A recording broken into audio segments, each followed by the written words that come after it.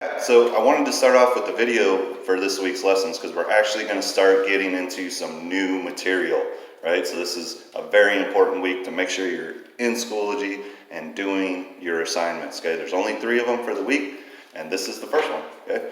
So we're going to start talking about the Civil War, and just want to start out by getting into the gravity of this conflict and the scale of it and the importance of it, okay? So in terms of casualties, 620,000 Americans lost their lives in this war, right?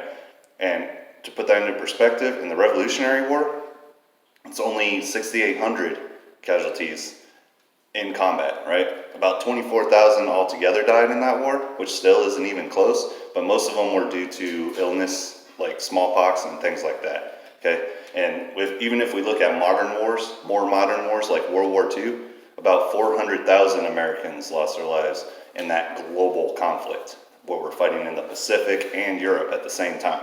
So compared to 620,000 in the Civil War. So why were there so many casualties is the question we want to answer, right? So there's 3 main reasons, okay? Number 1, when we talk about American casualties, this is the only war in American history where our casualties are on both sides, okay? The Union and the Confederacy. We count all of them, okay? Because they're all Americans. This was brother against brother, father against son, right? Friend against friend. A lot of these veterans from the Mexican-American War are now fighting in the Civil War against people they served with in the Mexican-American War. It's insane, right?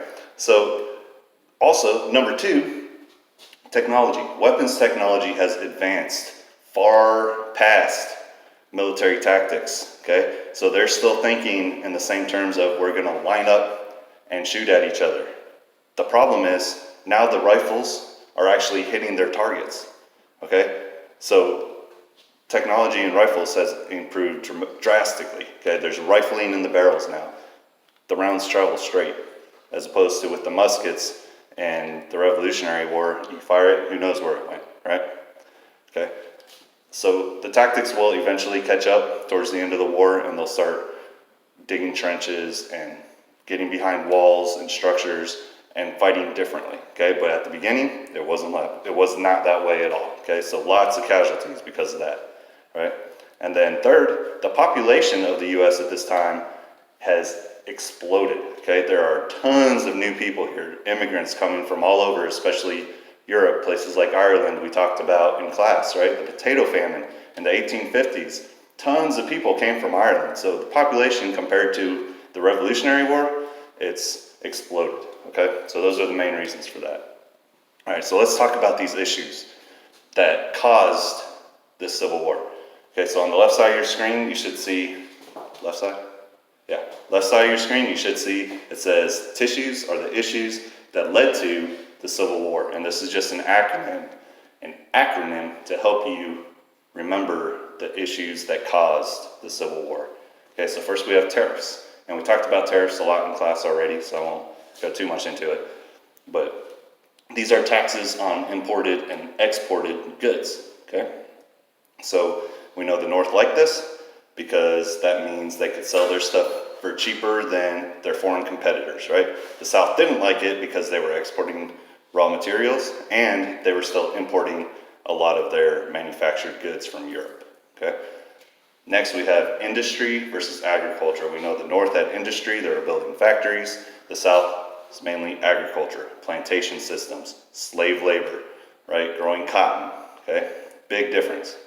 Next, slavery, okay? Slavery is the catalyst to all this. This is the main issue that set off this war, this conflict, okay? The South did not want to lose their slaves. They didn't want to lose their free labor, okay? It would have destroyed their economy, right? They relied on that for this plantation system, okay? Next, we have sectionalism, okay? So sectionalism is just being more dedicated and you cared more about your state or your region than you did the United States as a whole. So you're more loyal to a place like Virginia than you were to the United States of America, okay? So in terms of the Civil War, when we think about sectionalism, we think about the North versus the South, right? And that's correct. If you look at the map that's in the slideshow, you'll see most of the northern states were the Union, and most of the southern states were the Confederacy, okay? However, that's not how I want you to look at it in terms of who the two opposing sides in this war were, okay? It's easy to say it was the North versus the South, but really it was the Union versus the Confederacy. And the reason this is important is because in the South, there are a lot of exceptions, okay? There are a lot of smaller regions that are actually more loyal to the Union. They don't want to leave the Union. Places like West Virginia, which actually seceded from Virginia to stay with the Union. Places like East Tennessee, which tried to do the same thing. They weren't able to because the Confederate Army was occupying the area at the time. But there were people in the South who wanted to stay with the Union. And this is because in certain places, the plantation system wasn't benefiting them, okay? They didn't own slaves in some places, and so they didn't want to leave the Union. They didn't think it was worth it